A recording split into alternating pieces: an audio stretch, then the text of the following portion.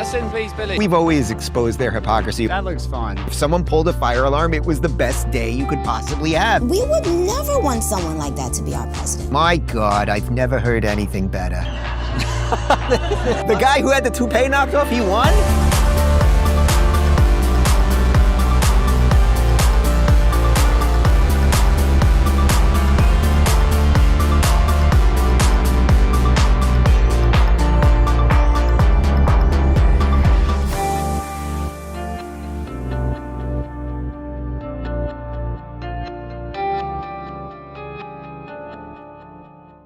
Buenos días, amigos y amigas. Yo soy Dave Rubin y este es Rubin Report from Miami. It's February 9th, 2026. We are live streaming in the places that we usually live stream. Yes, I took Spanish in 7th grade. Not bad. Thank you, Mrs. Chasen. Don't forget to share, subscribe, tap that notification bell.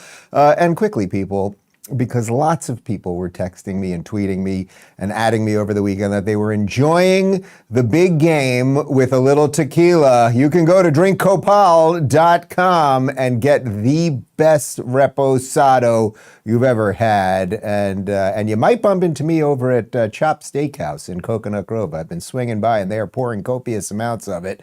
And I'm telling you, it is tasty and it will help you get through a halftime show that you might not otherwise understand. Obviously, we're talking a bit about the big game, mostly the halftime show. And I'm not outraged by any of this. I live in Miami. I hear Spanish all the time. I love the Cubans. I love the Venezuelans. I talk about this all the time. These are people largely in this area of South Florida who have fled communist dictatorships. They fled socialist countries. They come here. They love America. They love raising the flag. I'm not against people who speak other languages, but at some point, all of this, the crap being pushed on us culturally, and the never celebrating America. Let's not forget, we're in our 250th anniversary right now. You would think that the big game, the thing that we all watch together, one of the few things that can still bring us together, that they might want to do something a little more sort of pro-America, pro-United States of America in our native language, right? You'd think maybe some of that, but they can't.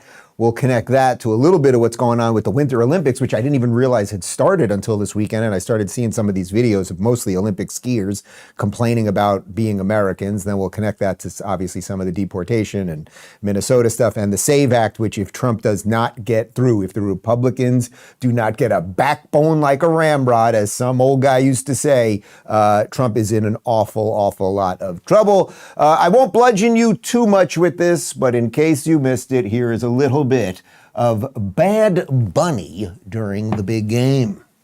Sea Chile, Argentina, Uruguay, Paraguay, Bolivia, Perú, Ecuador, Brasil, Colombia, Venezuela, Guyana, Panamá, Costa Rica, Nicaragua, Honduras, El Salvador, Guatemala, México, Cuba, República Dominicana, Jamaica, Haití, las Antillas, United States, Canadá, and my motherland, mi patria, Puerto Rico.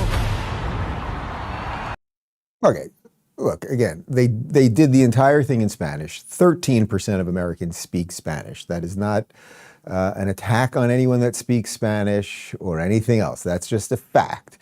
The halftime show at the Super Bowl should be something that most of us can enjoy. And there's always controversy around it, whether somebody's ripping off, what was it, Janet Jackson's boob thing with the wardrobe malfunction, or somebody doesn't want Britney Spears dancing with the Rolling Stones or whatever. Well, not the Rolling Stones, it was the other guys, the other old guys, whatever. It doesn't even matter. It's like, what?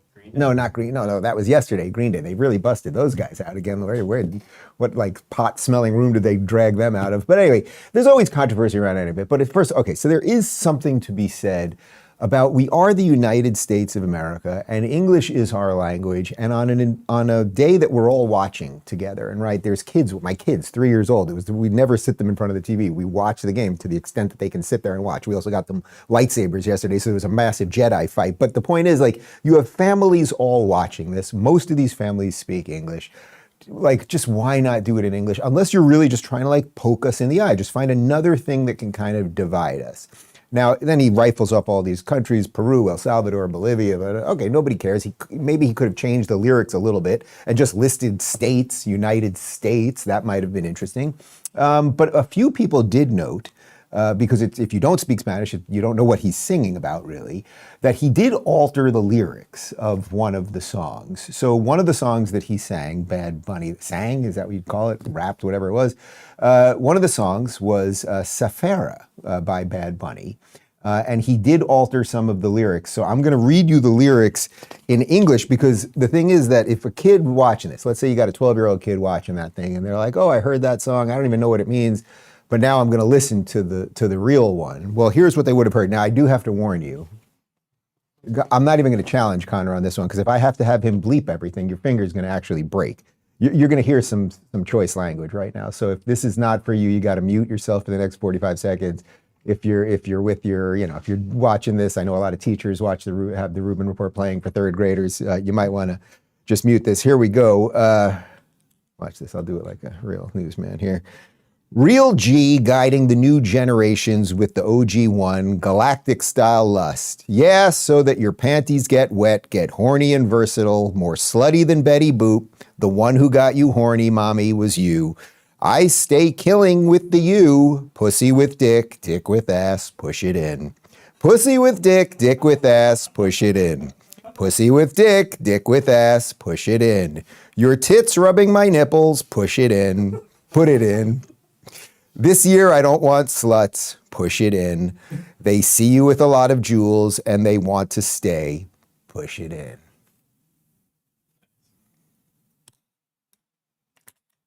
First off, my mom loved Betty Boop, and I don't think that has anything to do with the Betty Boop that I grew up knowing. Also, your tits rubbing my nipples doesn't even make sense. Donald Trump was not a fan of the halftime show. Here's what he put on Truth Social. The Super Bowl halftime show is absolutely terrible, one of the worst ever. It makes no sense. It's an affront to the greatness of America and doesn't represent our standards of success, creativity, or excellence.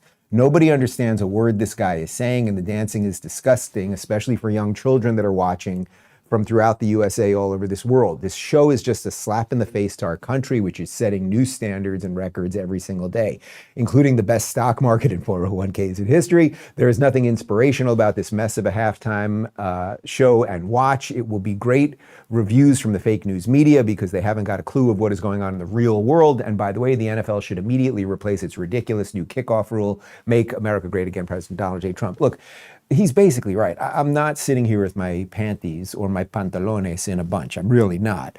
Other than we have so little that brings us together at this point as a nation, right? Like we are so frayed on virtually everything. We see the same things all the time and we think wildly different things. Our political parties are going in absolutely opposite directions. There's so many things fraying us that everybody sitting down to watch that football game could sit there and not, like the fact that you had to kind of go like this if your kids were watching with some of the dancing, or that it was in another language, or to have to explain what that was to your kids, to the backdrop of some of the things that Bad Bunny has said about ICE and immigration and America and everything else. Like, it's just not good. How about that? How about that for a non-hyperbolic statement? It's just not good, and it's what they are constantly pushing on us.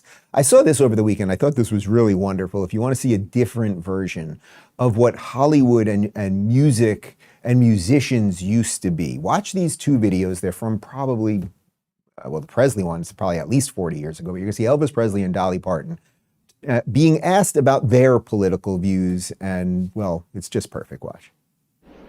What is your opinion of war protesters? And would you today refuse to be drafted?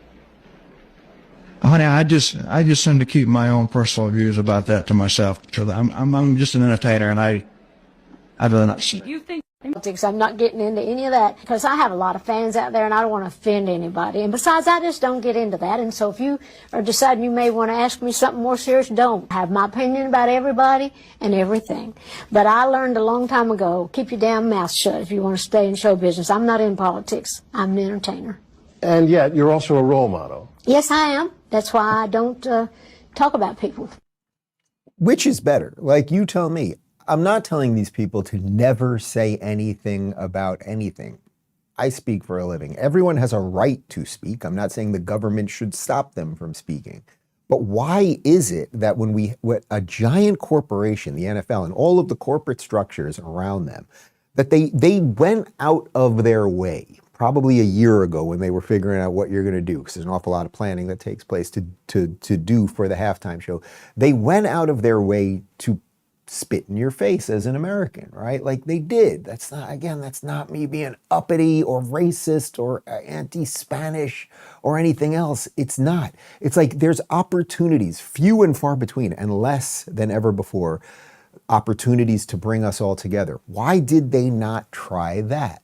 Right? They could have, but they didn't, and they didn't intentionally. I also love the way that Elvis right there, he goes, I'm not an entertainer. And if you watch it again later, he almost goes like this, like I'm not he goes, no, he says, I'm just an entertainer. I'm just an entertainer, like this. And it's true. Now, he got pulled into things as it pertained to the draft and everything else. And believe me, there was an awful lot. Go watch Forrest Gump, and you can see that he lived in a time when there was a lot of political craziness. So I'm just an entertainer, and that's true. Actors are acting. They are not really doing anything. You don't have to pretend any more than that they're doing what they're pretending to do, that they know what they're talking about, right? And I love that Dolly, so that's one version. So you got Elvis saying, I'm just an entertainer. That's it. I love dancing, I love singing. That's my thing. So I'm not an expert on all this stuff. And then Dolly takes a different tack at it, really, which is that the people that love her have all sorts of views. Whether you love Dolly Parton, like go listen to Jolene. Man, I mean, you could listen to 9 to 5 or watch the movie 9 to 5. She was just phenomenal. But go listen to the song Jolene, and it just doesn't matter what you think the marginal tax rate should be or what you think foreign policy should look like. So she's right, and we used to have more of that, and the truth is things were better back then. I want to jump to this guy. We've mentioned him a couple times on the show. He's boxer. At this point, I guess you call him boxer / YouTube influencer. Very influential businessman in the culture wars, Jake Paul. He wrote this. There's a couple interesting things, and you'll see why I'm showing this to you. He wrote, purposely turning off the halftime show. Let's rally together and show big corporations they can't just do whatever they want without consequences, which equals viewership for them. You are their benefit. Realize you have power. Turn off this halftime. A fake American citizen who publicly hates America. I cannot support that. Now, he got hit with the community notes there because Bad Bunny is from Puerto Rico, and obviously people from Puerto Rico have been identified as U.S. citizens since 1917, and also interestingly, Jake Paul himself lives in Puerto Rico since 2021. He was born in America, so he's a U.S. citizen regardless, but he's probably doing that for tax purposes. He then followed up and said, to clarify, I wasn't calling anyone a fake citizen because they're from Puerto Rico. I live in Puerto Rico and I love Puerto Rico. I have used my platform to support Puerto Rico time and again, and will always do so. But if you're publicly criticizing ICE, who are doing their job, and openly hating on America, I'm going to speak on it, period. That's the same reason I called out Hunter Hess. If you benefit from a country and the platform it gives you, but publicly disrespect it at the same time, that's what I mean by being a fake citizen. And I agree, love is more powerful than hate. Love America. So look, I don't care that much about Jake Paul, Logan Paul, or any of these things, but it shows you a little bit of the divide here. And it also shows you the culture is changing, because for the last 8-10 years, whatever it was, we got slammed relentlessly by all of this woke stuff. And there really was nobody pushing back on it. There wasn't.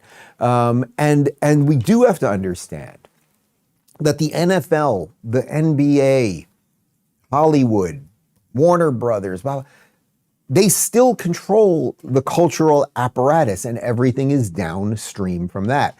Here's Logan Paul being asked, this is his brother, Logan Paul being asked if he was excited for the halftime show. Logan, are you excited for the halftime show? No. Okay, now why am I showing you that? Well, here are these two brothers, super popular, whether you watch them or not. But interestingly, there he is, he's Logan Paul saying, I'm not interested in the halftime show, because he knows what it's going to be. They had already told us it was going to be Spanish. This is only a week after the Grammys, where Bad Bunny was, railing against America and ICE and everything else. But now I want to show you the shift, and this is the important part. Let's jump back a little less than 6 years ago. This is in June of 2020, at the height of BLM, and here is Logan Paul, and he was a full-on wokester. Watch. Listen closely. One of my biggest learnings from all of this and I'm embarrassed that it's taken me 25 years to realize this. It is not enough to be not racist. You have to be anti-racist. Yes. Condemn those who feign superiority because of the color of their skin. Friends, hold friends accountable. Hold your family accountable. Hold yourself accountable. And most importantly, we must hold our authorities accountable. Police officers, if you're white, if you look like me, use your privilege. And for those who do not think white privilege exists, you are blind. You are delusional and you are part of the problem. So now do you see why we're talking about these guys today? First off, how crazy is that? That's that same guy who's now saying he won't watch this because of all the woke nonsense, right? He won't watch the Bad Bunny halftime show. There he is at the height of the woke lunacy BLM BS griftapalooza. I'd also love to know, I don't know that he's ever addressed it. Why is he reading that entire statement word for word? Who put that in front of him and how did that happen? But the point is that 5+ years later, he's singing the entirely different tune. So something interesting is happening in the culture. Now, I would argue that we probably are still slow motion losing the culture for a series of reasons. The apparatus is still largely against us, which is why before the Super Bowl, which is where we all come together, which is a celebration of America's pastime, and America doesn't care if you're black, white, green, blue, or anything else, they still chose to have a singer by the name of Coco Jones sing what is known as the Black National Anthem.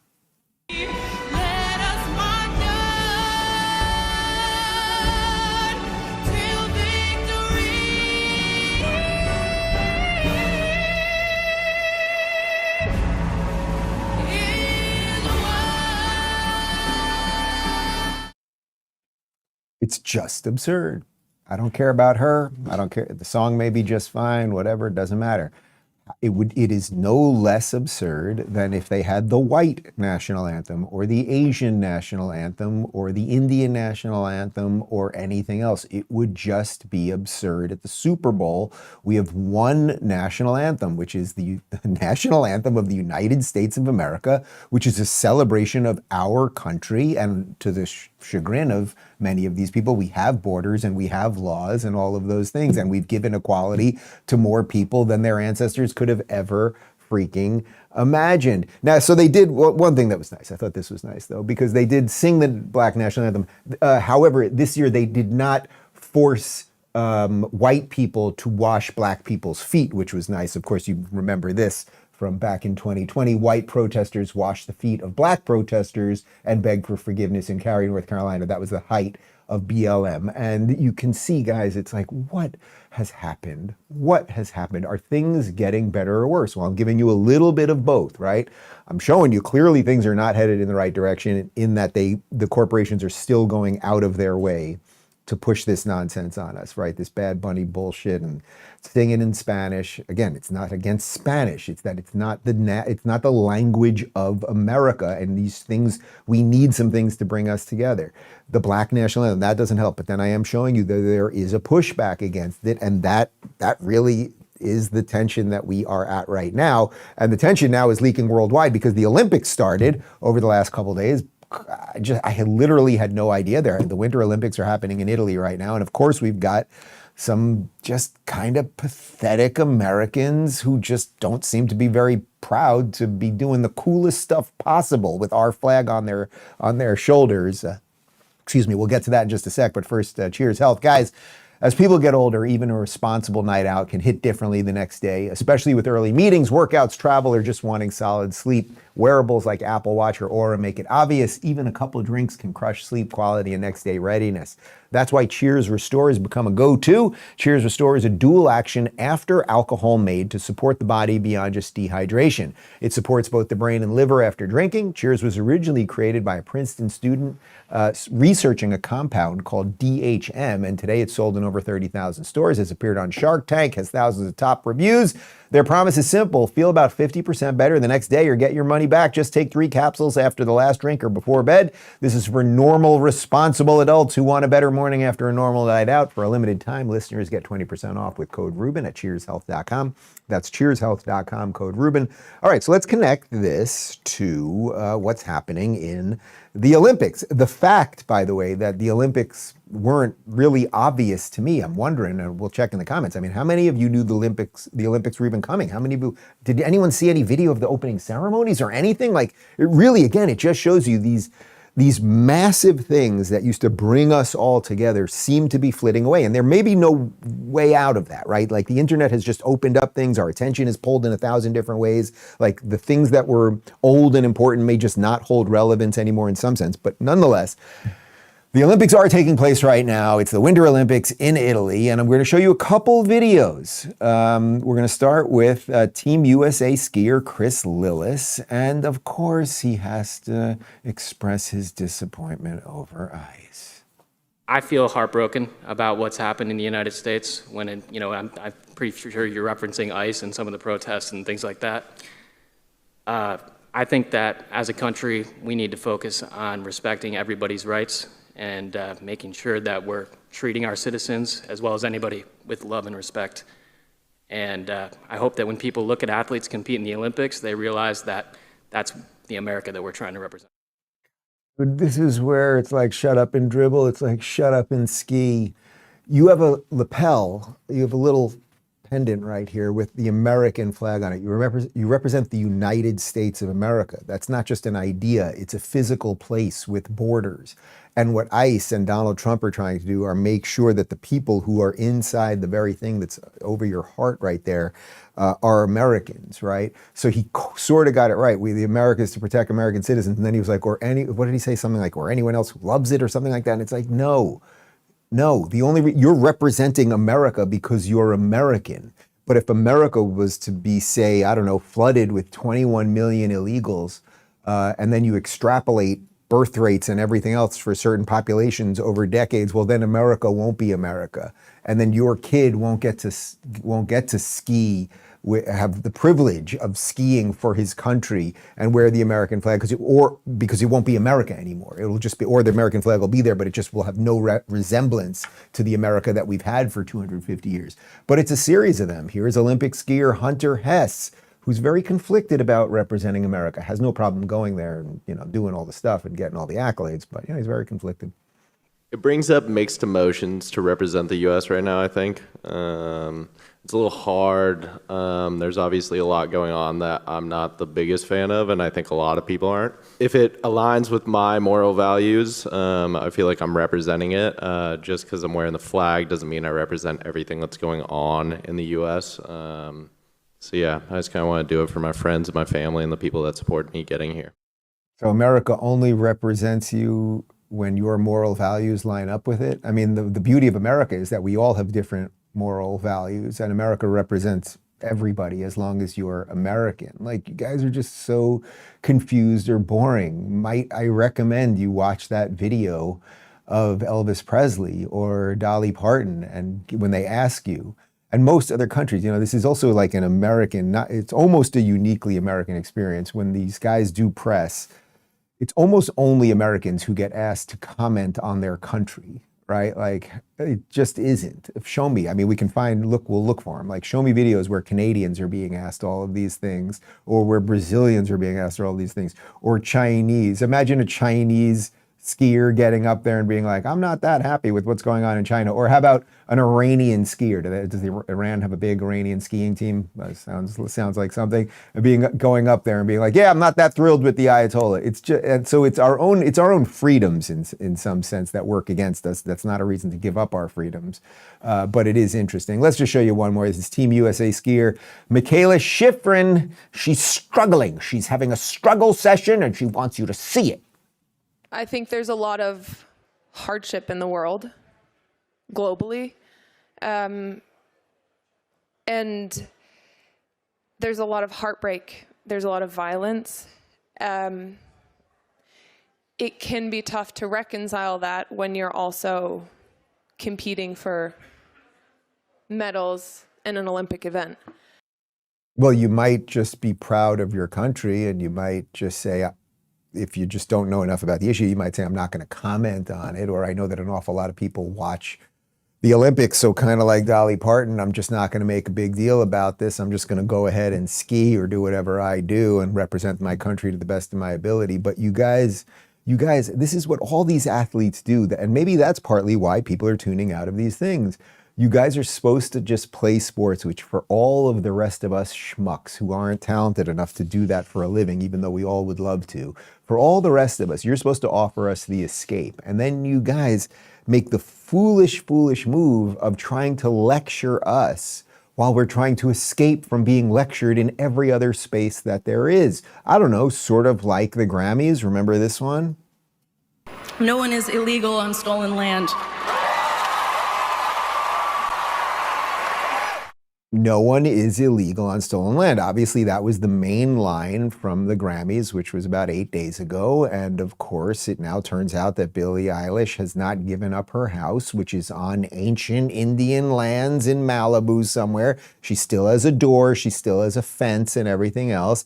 And in essence, no one is illegal on stolen lands is saying the United States does not exist. Nation states do not exist. It's complete drivel. But as Bill Maher points out here on Real Time on Friday night, these people who like to call themselves progressive, meaning we are looking to progress to the future, right? And as I always say, they're just never thinking that there might be a ditch or a chasm that they're going to have to jump over, and they just end up dragging us all to the pit of hell. But they're always progressing that way, as if they're forward thinking. And yet the irony is, with all of these nonsensical statements, they are constantly stuck in the past. Such bull.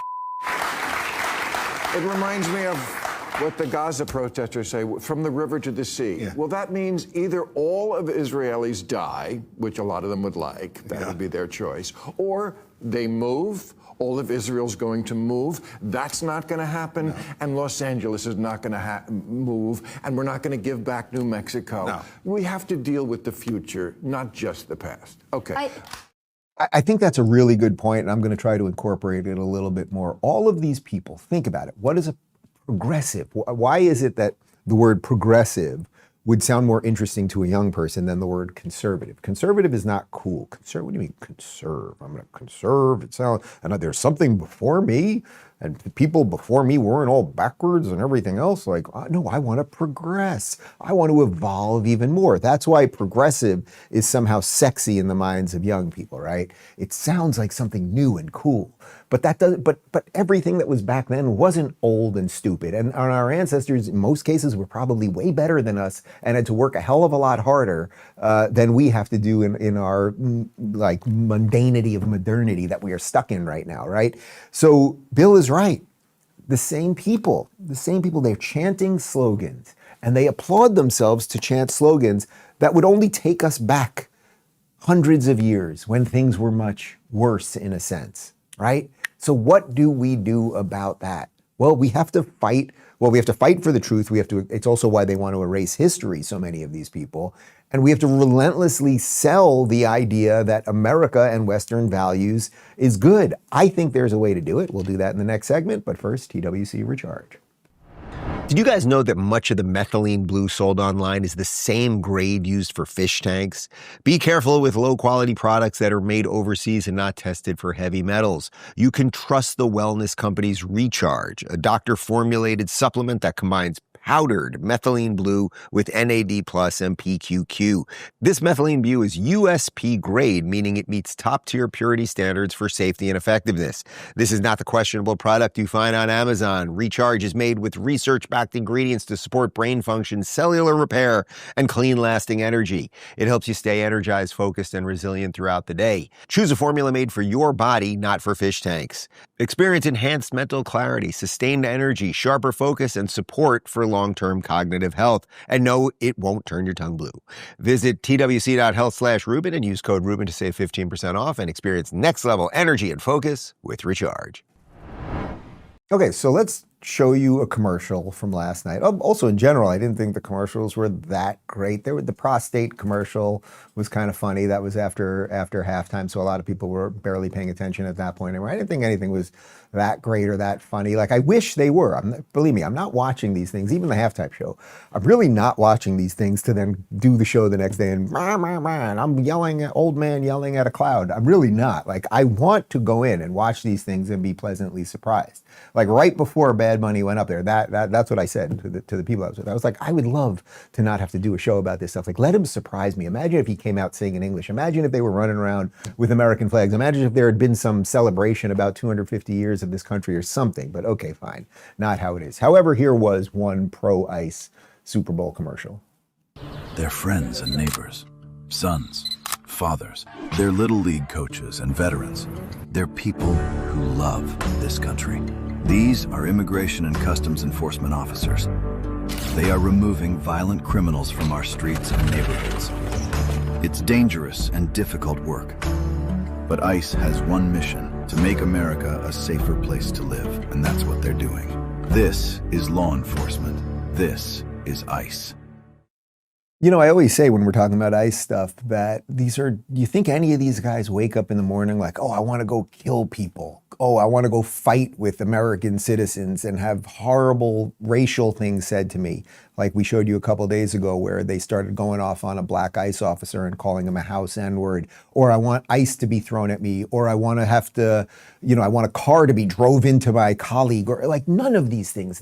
That commercial is true for probably 99% of the officers. Are there a couple bad apples? Well, there probably are.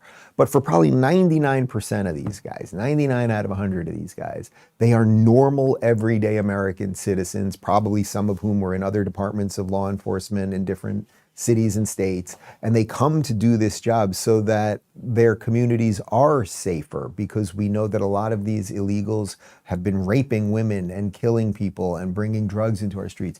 And everything the Democrats have done has been to lie about them and demonize them and potentially get them killed. And despite all of that, the numbers actually, when you look at the actual polling as it relates to ICE and deportations, still favor Trump. They still favor Trump, and that's why the Democrats are going so crazy with the rhetoric.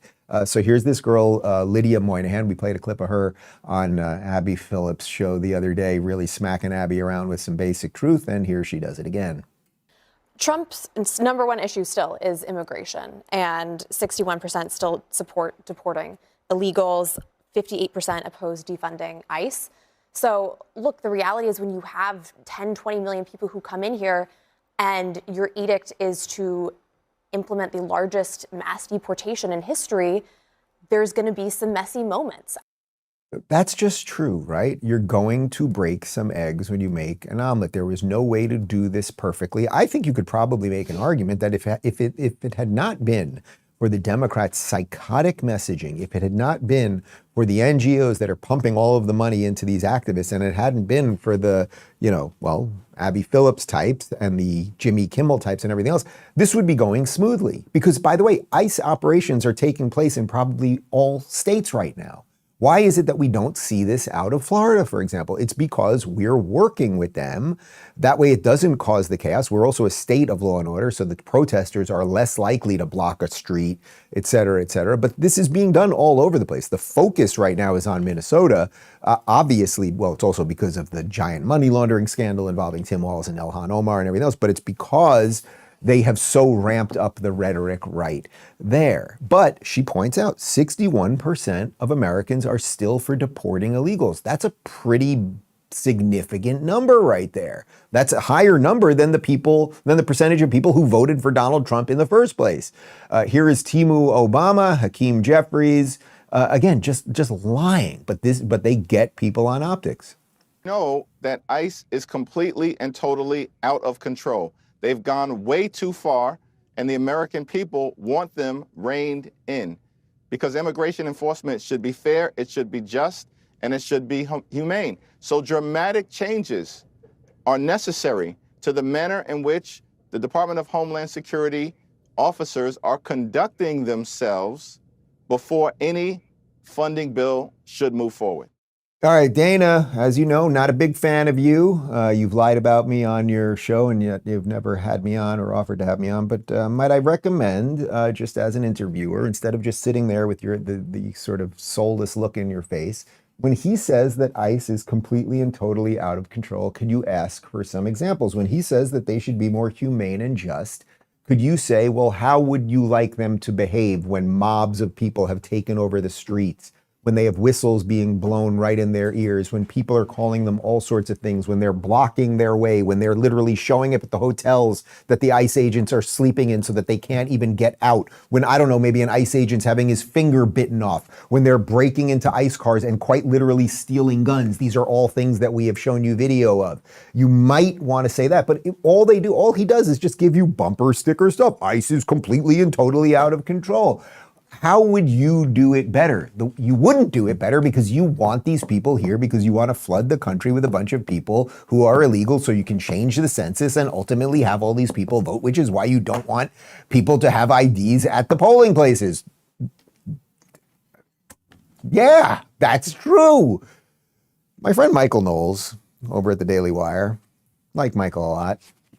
He's a strange fellow, though. He does a show over there on the Daily Wire. What's the name of the show? It's not the Michael Knowles show. It's another show that he does. It's an extra show that he's doing where he gets in like a bar atmosphere and he sits down with these little kind of asexual, weirdo, progressive types. You might recognize them. These are just like these 20-year-old nothings who have become progressive activists who are paid often by the DNC to say these things. The show's called Bar Fight. Pretty good name for a show, and they do it at a bar with a live studio audience.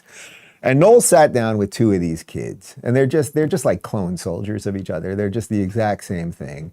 And here they are discussing what's going on with ICE and what the federal government should do. I mean, we're clearly seeing the majority of ICE agents in these blue states. It's clearly for political gain. I mean, Donald Trump is sending ICE agents into places like Minnesota, which is historically close to the southern border. It's right there, isn't it? I'm aware. And furthermore. Hold on, just to these blue states and these blue cities are openly declaring themselves sanctuary cities and states. They are saying, we want illegal aliens to come here. And you're shocked that the Border Patrol and ICE will go in and say, well, maybe we'll arrest those illegal aliens where they say that they are. Wait, so you believe that the role of the federal government is to enforce federal immigration law? Yes, wait. Even against the will of states and against the will of it's federal law. Even if it's a supremacy clause in our Constitution. Has somebody on this show been mentioning the supremacy clause over and over and over for a month? Have I read it to you 20 times, right? Like, these kids, they're children, but this is all the Democrats have left. I'm putting this out here right now. I have said this many times. When I was on the left, 10 years ago, I used to welcome people on the right on the show. And what I always found was even when I disagreed with them, people on the right could thoughtfully make their arguments. They were pleasant. They were much nicer. They were fundamentally nicer, kinder, more generous of spirit than anyone that I knew on the left, almost without exclusion, right? But I would sit down with these people on the right and I would get endless shit from people on the left. You're talking to the Nazis and blah, blah, blah, blah, blah. It is almost impossible to get people on the left. The only Democrat I can get on this show is Ro Khanna, who I'm endlessly unimpressed with. But Ro, you're welcome back anytime, really. But I won't pretend that I'm impressed with you. That's the difference, I would suppose. But what's happening, I think, in a lot of these internet debate things is there's no one left to debate with on the left.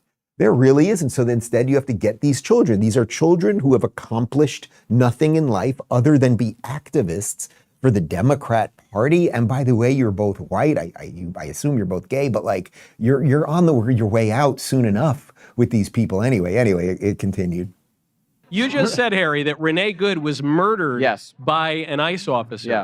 Yeah. Do you not think that being hit by an SUV is a justification for using deadly force? If you're looking at the footage frame by frame, and I saw you get walked by Adam Mockler on this, can you be quiet? Oh my God. How did I get walked? Well, I'm up here. You're over there. I'm meant to be talking. Harry, here's a question. Did Renee Good hit the officer with her SUV? Wait. If you look at the frame by frame, question. You don't need a paragraph. Michael, this is a more nuanced. It's a yes or no. Michael, it's not nuanced. You would agree that this is a more nuanced issue. I would not agree with that. Did this woman hit the officer with her SUV? Her yes SUV or no? bumped the officer, which still does not justify. Bumped him with a 3,000-pound SUV. Michael, that if I tapped you, justifies deadly force. If I tapped you on the shoulder right now, can you shoot me in the face? If you tapped me with your SUV, I probably would. Yeah. Yeah, Knowles. Yeah. I mean, it's just, I'm only showing you that because it sort of shows where the level of debate is at the moment. Because the left is incapable of debating, right? So they call you names or they just say these insane, literally tapping someone on the shoulder is the same as tapping them with the SUV. It's just utterly insane. And yes, the federal government has a right to defend federal immigration law. And yes, Donald Trump is actually doing the thing. Maybe that's what's shocking to these little children so much. Donald Trump is actually doing what he promised to do. You know, those guys would be good in your little Lord of the Rings movie. They're little guys. I feel like you throw a little hair on their feet, they'd be great in that little shire with those guys dancing around doing all that stuff. But joking aside for a second, the thing that has now happened that's out of control with the left, that there's the cultural part of it, and we can never say anything's good about America. If we try to defend our laws and our customs and culture and way of life, they tell us we're racist and all of these things. What all of this does eventually becomes so toxic that things could really, really get out of control. You know, my other show that I'm really glad to see you guys have been watching, the Actual Friends show that I do with Dr. Drew and Jillian Michaels and Sage Steele, one of the things we've been talking a lot about lately is there are so many videos right now, and it's often of nurses, because generally nurses are younger females, but it's not just nurses, people in all different disciplines, talking about how they will not perform their duties if they find out someone is a MAGA or a Trump supporter or an ICE agent or something like that. And, you know, I went to the doctor the other day and I was drawing blood. It was no big deal, but I was drawing blood. And for the first time in my life, I swear this is true, for the first time in my life, I thought, you know, if this, I'm here in Florida where obviously we're gonna have a saner set of people, but whatever. You know, if this nurse that's inserting this into my arm right now, if she happens to know who I am and doesn't like me and she's one of these people, would she not just needle me a little bit more to hurt me? Would she, oh, you know, that vein didn't work, I'm gonna have to do it again over here. Like, that's the level. We're seeing these videos where they're outwardly saying it. So what happens when you have enough of this toxicity in the system? When you allow mobs to take over and calls for genocide and all these things, when you allow enough of that into the system, what could happen? Well, here is legendary lawyer Jonathan Turley talking about how a bit of this, well, it's starting to get kind of French revolutionary. It is it's sort of a cautionary tale of what destroyed the French Revolution, where many of the same types of voices we're hearing today. I think these are riots. They are people who are inebriated by rage. It's also caused by these politicians who are so similar to what I describe in the book in France. They are so much like these figures that enabled the mob in France and then ultimately were themselves guillotined and devoured essentially by the revolution. We're certainly seeing that. I don't think we're at an insurrection. So history kind of repeats itself. Did I just come up with that phrase? Like, these kids, like, what do you think is going to happen to you? Queers for Palestine, what do you think it is going to happen to you when you usher in some sort of Islamo-fascist regime here? You're going to get beheaded, right? Like, that is how it's going to work. How do you think, you two little hobbit freaks who were with Knowles there, what do you think is going to happen to you at the end of the day, whether you're queer or whatever, when you're just white at the end and privileged? They will take you out too. The revolution eats its own. That's how it works. And we have now ushered in, and then to the backdrop of what Jonathan's talking about there, that he says they become inebriated. It becomes like a fever dream with these people. They actually, these activists are out on the streets thinking that they're fighting Nazis. And little do they know that they have far more in common with the Nazis than the people they are fighting. And now I want to show you how this has leaked into virtually everything. This is wild, this video. Like, this guy needs to step down immediately. And he's from Texas, which I can't even believe. This is a guy, his Texas representative, Gene Wu. And he's very excited that a group of minorities are going to take over the whitey because whitey is oppressive. I always tell people the day the Latino, African American, Asian, and other communities realize that they share the same oppressor is the day we start winning. Because we are the majority in this country now. We have the ability to take over this country and to do what is needed for everyone and to make things fair. But the problem is our communities are divided. They're completely divided. God, these people, when I tell you about that thin veneer, take over this country and do what is needed to make fair for everyone. Dude, guys, that is Marxism. That is communism 101. And I love how he's trying, he happens to be Asian. I don't know what denomination of Asian he is. I don't really care. But are you stupid? Are you stupid, motherfucker? Are you stupid? Because Asian people largely, whether they're Korean or Chinese or Japanese or anything else, are successful. And do you know why they're successful in America? Because America's been a meritocracy. And Asian culture teaches family. And Asian culture teaches education. And Asian culture teaches hard work. And that's why whoever brought you here to this country, they brought you here and they busted their asses. And now you get to represent Texas, where you can call for the revolution of Asians and blacks and Latinos to overthrow the oppressive white man, and we just allow it, right? This is the problem that we're up against right now, guys. None of us know exactly what to do about this. I don't want to jail that guy. He has every right to say what he wants. So I suppose all you can do is mock them and belittle them and pray that calmer heads will prevail. But what is he talking about? If black people, Asians, and Hispanics join together, they can make everything fair. It's low resolution, racist drivel. And he's only including Asians in that because he wants a little bit of that. He wants a little bit of that woke grift, right? Because you guys, yes, you could take out the whites now, you moron, but they'll come for the Indians after, how are they going to do it? It's Jews first, right? So there's a lot of shit. They're always going after the Jews. Knock out the Jews, then we got the whites. And the whites will basically kind of go pretty easily because whites are generally kind of Christian and nice. So you take out the Jews. That's going to be a pain in the ass because a lot of people have tried to take out the Jews over the last couple thousand years. Jews are still here. They're working on that one. Then you knock out the whites. Then you got to deal with the Indians, and then you got to deal with the Asians. So you're working to crush your own family. It reminds me of when I had Rokana on the show, who happens to be from an Indian family, and his children are Indian, and he's going on and on about how he wants affirmative action. I was like, so you're telling me you want schools in the state to discriminate against your own children? And he couldn't answer the question because none of it makes sense. You are playing with fire, you weirdos. We've shown you this video before, but I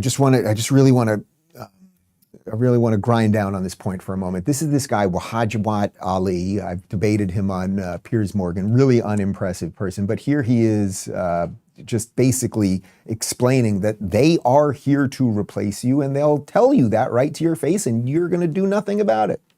You've lost. You have lost. You lost. The mistake that you made is you let us in the first place. See, that's the thing with brown people. And I'm going to say this as a brown person. There's a lot of us. Like a lot. There's like 1.2 billion in India. There's more than 200 million in Pakistan. There's like 170 million in Bangladesh. Those are just the people there. I'm even talking about the folks who are expats or immigrants. There's a bunch of us. And we breed. We're a breeding people. And the problem is you let us in 1965. There were a few of us beforehand. But once you let one of us in, you know what happens with brown folks? Our grandmother comes, our grandfather comes, our uncle comes, our aunt comes, our cousin comes, our second cousin comes, our third cousin comes. Then we have kids, a bunch of kids. And then guess what? Some white women, the Western civilization women, the pure women, the American women, quote unquote, the Rust Belt women, the real women, they like some of us brown folks. We don't take them. They come to us. So is that the type of person that we should have in America? Put aside his anti-American beliefs, I mean, his obsession with skin color and race. Like, that's not what America is all about. And he's telling you, we're here to replace you. We're here to outbreed you. We are going to do it. And great. I just realized, Joseph, you're Asian. Could you approach the desk here? Yep. This is Asian Joseph. Are you going to, and this is important just for me to know, just for the future of your career and everything, are you going to form allyship, let's say, with the Hispanic community and the black community to take out the white people? Because if you're going to do that, it just would affect maybe like a Christmas bonus gift or... Yeah, I would never do that, Dave. You're just going to work hard here in America and try to make it on your own? Yep. Mm-hmm. You've got a job as long as you want here at the Rubin Report. Look at that. See, we build bridges here, okay? See, look, and see, Connor's white, and look how relieved you are right now. You thought he was coming to get you, but I cleaned it up. A guy who I like a lot, actually, we haven't had him on the show yet, but we got to get him, is Brandon Gill. He's actually, I mentioned it a few days ago, he's actually Dinesh D'Souza's son-in-law, married to Dinesh D'Souza's daughter. He's a congressman out of Texan, and here he explains that Texan could be for Texans and that wouldn't be so terrible. He doesn't want all of the Pakistanis like Wahajat we just showed you over there, and because it starts feeling like we're in another country. I hear from constituents all the time who are deeply and desperately concerned about the Islamization of the Dallas area. They're hearing about mosques that are popping up near land that they or their family have owned for generations. They're hearing about these epic city compounds that are popping up, where you have entire communities who are being transformed. When you hear about constituents talking about going to their local malls and you look around and it feels like you're in Pakistan, not Dallas, Texas, that's a problem. And you're seeing our communities, our culture, the place that we know and love here being fundamentally transformed, and my constituents are concerned, and I'm concerned. So you know that when a certain set of people hear something, they go, "You're racist. You're racist." But is it racist to want your community to stay like it was? Now, things change, right? Things change over time for sure, and things undergo economic transformations, and they do go under, communities move around, and as one community rises, let's say gets out of the lower economic status and they move more towards the middle class, a new community comes in, and that's kind of what the exchange has been for generations in America. The problem that we are having right now is we are importing people who are telling us, quite literally telling us, that they are here to take over, not to fold into the fabric of America, not to be part of the melting pot of America, not to thank God, to get on their knees and thank God they live in the freest place in the world. They are coming here to tell us that they will use our system against us until they are ruling. But don't take my word for it. Here is an imam, an Islamic imam in Texas. Brandon Gill is a representative in Texas. Well, you tell me what you would do if this guy's in Texas. What should Texas do? The election of somebody like Mamdani, it is a game changer. We need somebody like Mamdani to be the mayor of New York. And that is a victory for the ummah. I'm jumping the gun here, but this is one of the narrow-mindedness I need to break here. And the guy tried, not once, not twice, 8 times to shut our project down. I don't want to go into all the details because of time. He failed miserably at every single level. And the project is still going full steam ahead. Our biggest weakness is our percentage in this country. We are very disadvantaged. By the way, this is only in this country. Sweden, 10% Muslim. Oslo, Norway, 10% Muslim. Oslo, of all places. Vienna, the Ottoman Turks tried 200 years, they couldn't do anything. Vienna is 10% Muslim, mashallah, tabarakallah. 10% Muslim. England, London, it is estimated 20%. So what do we do?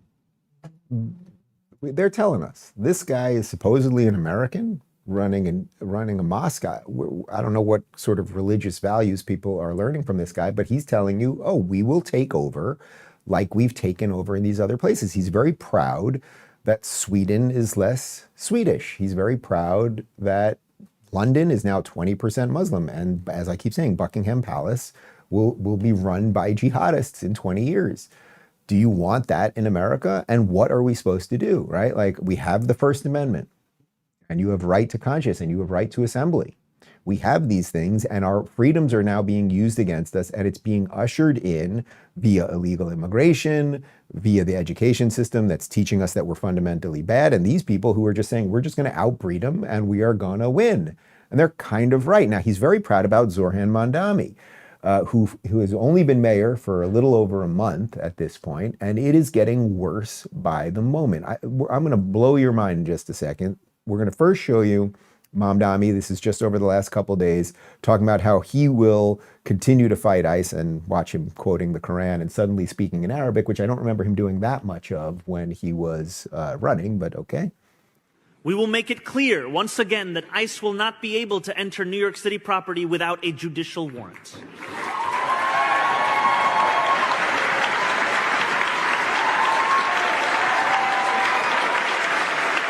That means our schools, our shelters, and our hospitals. That means we will protect New Yorkers' private data from being unlawfully accessed by the federal government and stand firmly against any effort to intrude on our privacy. The story of the Hijrah reminds us that Prophet Muhammad ﷺ was a stranger too, who fled Mecca and was welcomed in Medina. Surah An-Nahl 1642 tells us, "As for those who immigrated in the cause of Allah after being persecuted, we will surely bless them with a good home in this world." Or as the Prophet Muhammad ﷺ said, "Islam began as something strange and will go back to being strange.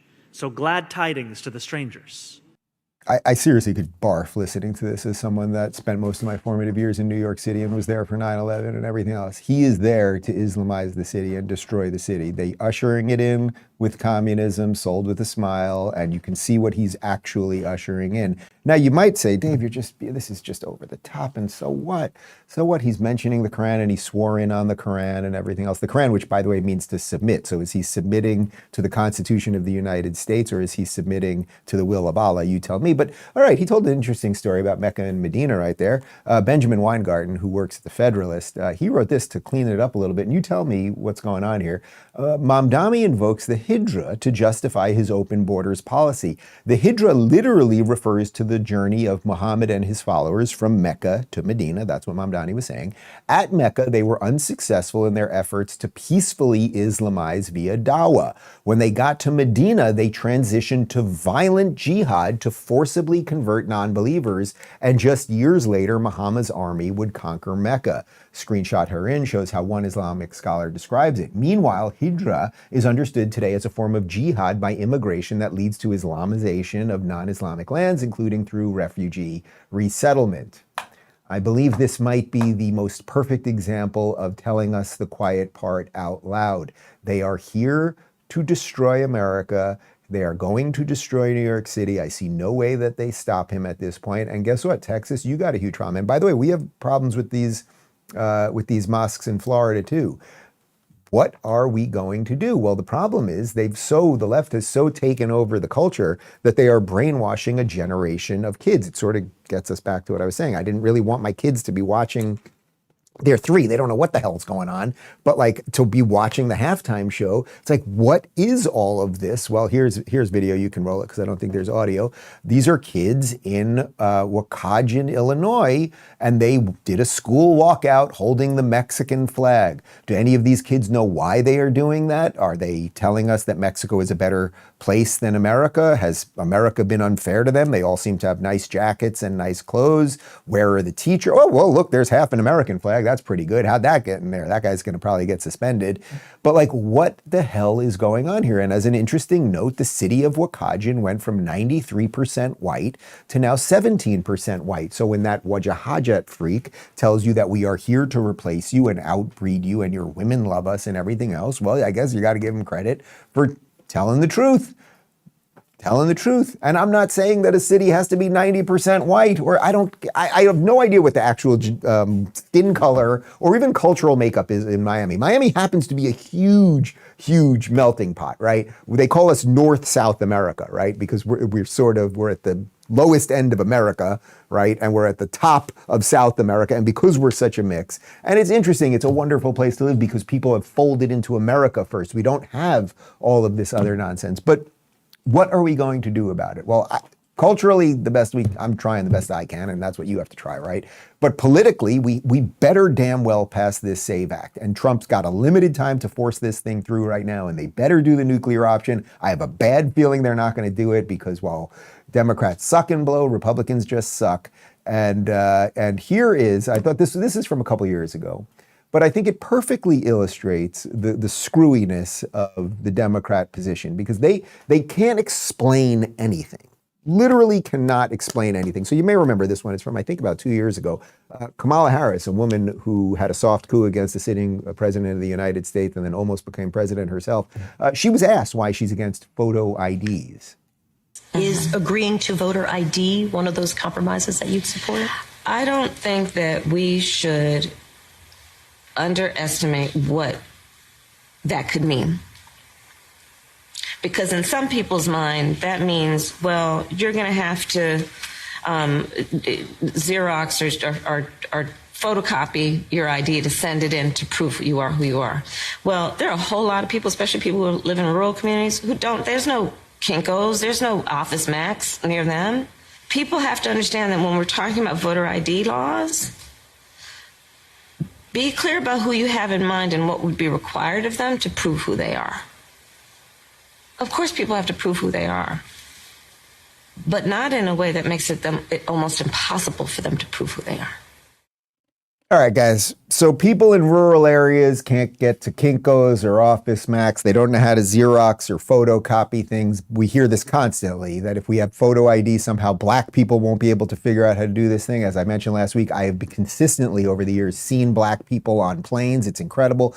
But you know what? Here's what we're going to do with the Rubin Report, because you know me, I don't like just talking about things. It's one thing to just talk about things. I like doing things. So we have an extra printer here at the office. This is a beautiful Hewlett-Packard printer here, which I believe has what Kamala refers to as a Xerox function, can both scan and print. It's light, it's nice, it's got these soft edges. You're not gonna, whack yourself with it. I believe we have the wires, we've got the USB wire or whatever else might come with it. What I would like to do is, if you are a rural, I'll speak a little slower if you're rural somewhere, and that means outside of a city, if you can't get to a Kinkos or an Office Max, if you're black and the Democrats say you don't know how to get an ID or to how to photocopy something, we would like to send this printer. Not only we will send the printer, from Dave Rubin. There we go. Put this right here. You can photocopy that, send it to your whole family. Oh, look, it's got some sort of, I don't know what this is. We've got some sort of thing here that slides up and down. It's got a little bit of everything. I want to send this to a rural and or black person. Ideally, a rural black person. If you are rural and you're black, I got a black printer for your ass. Okay, there we go. Donald Trump on Truth Social with a little sense as it comes to this American election situation. America's elections are rigged, stolen, and a laughingstock all over the world. We're either going to fix them or we won't have a country any longer. I'm asking all Republicans to fight for the following Save America Act. 1, all voters must show voter ID, identification. Okay, that sounds pretty good. 2, all voters must show proof of citizenship of the United States to register for voting. Okay. 3, no mail-in ballots except for illness, disability, military, or travel. Guys, again, low-hanging fruit. Show an ID. To get an ID, prove that you live in the United States. And then let's not have what has obviously become completely fraudulent because it was ushered in during COVID, this ridiculous system of mail-in balloting and drop boxes and everything else. So all of that makes sense. Can't wait to send this printer out. Again, if you are black, I don't want any white rural person doing it. Black and you're out there in Iowa or something. You can't get to a Kinkos. Dave Rubin's going to save you. Here are videos of Schumer, Schiff, and Raskin, just a trio of not great people, explaining that to ask these very basic things, these very basic ways to identify yourself, that it's actually a form of oppression. Polling does suggest, there's a new Pew Research poll that 95% of Republicans, but also 71% of Democrats like this idea. So why do you not? It's Jim Crow 2.0. And I called it Jim Crow 2.0, and the right wing went nuts all over the internet. That's because they know it's true. You've just asked us essentially, Republicans have created distrust in the elections by making claims of non-existent fraud in the elections. And shouldn't we use the distrust they've created in order to enact a voter suppression law, which is the SAVE Act, which would require people to have a birth certificate or a passport? Well, look, first of all, this is not a problem that people are identifying or recognizing in the states. The states and local governments are perfectly capable of identifying when there are problems. I'm sorry, guys. These people are trying to destroy the United States. I read to you last week a bit about what the Jim Crow laws were, and they were a two-tiered system of justice for black and white people, bad for black people. This is to make sure that we have voter integrity. The fact that they don't think that everyone has a birth certificate or something to prove that you are who you are and then get a license. Again, they think these people can't get printers. They think these people can't get to a Kinkos. They think these people can't get a birth certificate or a passport. And it's not that they actually think that, it's that they want fraud in the system so that they can keep winning elections. Like, it's not controversial. John Fetterman, who once had brain damage and now is the only sane Democrat, he had this to say. And now me as a Democrat, I do not believe that it's unreasonable or to show ID just to vote. And I remind everybody that less than a year ago in Wisconsin, they added that to the Constitution by a 63%, passing, to put that in the Constitution that you have to show ID to vote. Guys, we've often showed you the list of countries in the Western world where you have to show ID to vote, and it's everybody. It's everybody except, some of our blue states. This is completely and utterly absurd. And let's not forget that everything the Democrats are now saying is completely the reverse of what they were saying back in 2016. Here is a man who does make sense on CNN, Scott Jennings, explaining that to a bunch of dullards. So there are already some federal requirements on states to try to engage in some best practices. Right. For what purpose? To give people confidence that the election is running fairly. Now, at the beginning, we talked a little bit about, people believing that elections have been stolen. It's not just 2020. A majority of Democrats in this country think the 2016 election was stolen, and I suspect a great many Democrats still think 2004 and 2000 were stolen as well. So this is a problem that has plagued both parties, the idea that they don't believe the outcome of elections. But what never happened after 2004 was an insurrection at the Capitol. In 2016, there was proof that there were external foreign agitators that were targeting certain types of... No. Yeah. See? Like, lady, let's say you are right. Let's say you are right. There were certain foreign agitators who had something to do with Donald Trump winning back in 2016. So you guys are still doing that in 2026. Okay, so let's say you're right. Wouldn't that be more of a reason you would want to make sure that when someone votes in one of our elections, there is proof that they are who they are?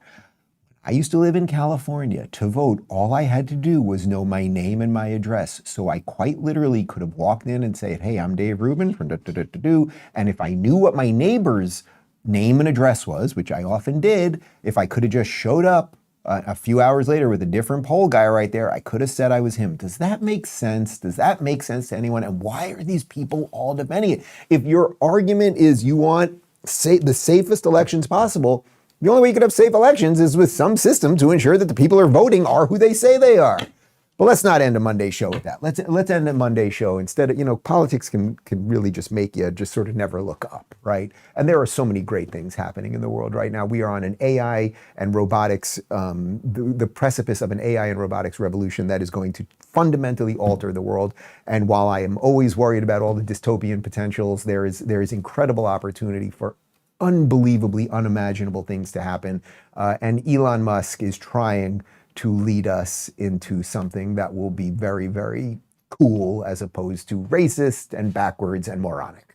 What was the point of the Doge cuts if the economy is going to grow so much? Well, I think waste and fraud are not good things to have, I was actually pretty worried about, I guess, I think in the absence of AI and robotics, we're actually totally screwed because the national debt is piling up like crazy. Now, our interest payments, the national debt exceed the military budget, which is $1 trillion. It's the only thing that could solve the national debt. We are 1,000% going to go bankrupt as a country and fail as a country without AI and robots. Nothing else will solve the national debt.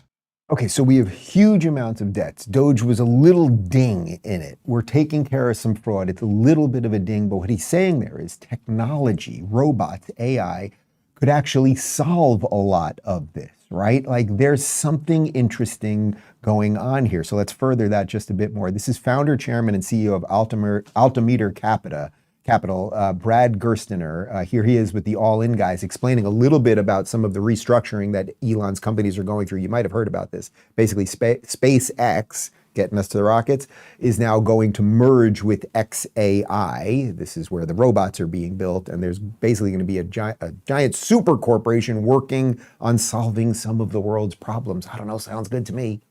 SpaceX is merging with X.AI. You're merging the two biggest TAMs in the world, right? All of artificial intelligence and all of space together with the world's greatest entrepreneur. And he said, you know, there was a podcast he did this morning with Cheeky Pine, our friend John Collison, where he said, I'm going to have data centers in space in 30 months, right? And if you're going to have a massive cost advantage with data centers in space, and remember, power is the proxy, power is the primitive to AI. So Elon's working on data centers in space? Like he's working on stuff. It's not just that he tried to do a little bit of stuff here. Okay, we're going to give you the Tesla. It's pretty cool. Now he's not even, I actually just got a new Model X because it's the freaking coolest, most amazing car on the planet. He's not, it sounds like he's going to be phasing them out altogether. They're not even making Model X's anymore after this last batch because he's focused on robotics and AI. We're going to have data centers in space. We're going to start building space stations. We're going to start doing interplanetary travel. You know, he's talked a lot over the years about getting us to Mars. They are slightly making an adjustment. I thought this was actually super interesting from Elon. Listen to this. For those who are unaware, SpaceX has already shifted focus to building a self-growing city on the moon, as we can potentially achieve that in less than 10 years, whereas Mars would take 20 plus years. The mission of SpaceX remains the same: extend consciousness and life as we know it to the stars. It's only possible to travel to Mars when the planets align every 26 months in a 6-month time trip, whereas we can launch to the moon every 10 days in a 2-day time trip. This means we can iterate much faster to complete a moon city than a Mars city. That said, SpaceX will also strive to build a city on Mars and begin doing so in about 5 to 7 years, but the overriding priority is securing the future of civilization, and the moon is faster. So that, I did not know about that Elon had been planning this shift. It came as a surprise to an awful lot of people, but you can obviously get to the moon. The moon is obviously much closer. I don't exactly understand the alignment issue as it relates to getting to Mars, but we can get to the moon faster. We can then, imagine we start building, you know, I don't think we've been on the moon since, can someone check me on this? It's 1971. I mean, it's actually crazy when you think about it. We had this incredible race to the moon with the Russians, and then I'm pretty sure it was 1971. 72. Well, the show's ruined, people. It's really remarkable. So we're going to get there, and then we'll have 3D printers, and we will start literally building cities. And then eventually, those cities will be launching points to get us to other planets and everything else. Like, it's so cool. We're on the precipice of all of that. And meanwhile, half the country is fighting, pretending that America's evil and we're racist and everything else. However, you watch this show, which, as I am told, is a show for normal people. Look at the scribbles that I have to do when I'm talking about Democrats. It's like a Rorschach test for insanity with the... Thank you for watching. We've got a post-game show in 30 seconds at rubinreport.locals.com, and I thought this cold close of Tim Burchett was pretty solid. Ciao. I wouldn't know if Bad Bunny walked up here and asked me for if he could borrow my cell phone. I really don't know who he is. I used to have a Bad Bunny. I had this Flemish giant rabbit. His name was Flop. He had one ear that flopped over. Oh, nice. And I always remembered, and somebody had another Flemish giant and they wanted to breed it. And I said, well, let's go easy on that. So they bring the dadgum thing over. It was Christmas Day. I'll never forget this. And Flop and this other his name was Caramel. I say Caramel. It aggravates my wife and daughter, so I keep saying Caramel. And so Caramel, we put it in the cage beside it, and they're getting to know each other. Put them together. It's true what they say about rabbits, dude. Oh. And, yeah. And my nephew was like, Uncle Tim, what's Flop doing to Caramel? And I go back in the house, dude. It's not my job to give the sex talk here. Oh my God. And then about a week later, Flop died of a heart attack. So what do you know? I guess he died doing what he loved.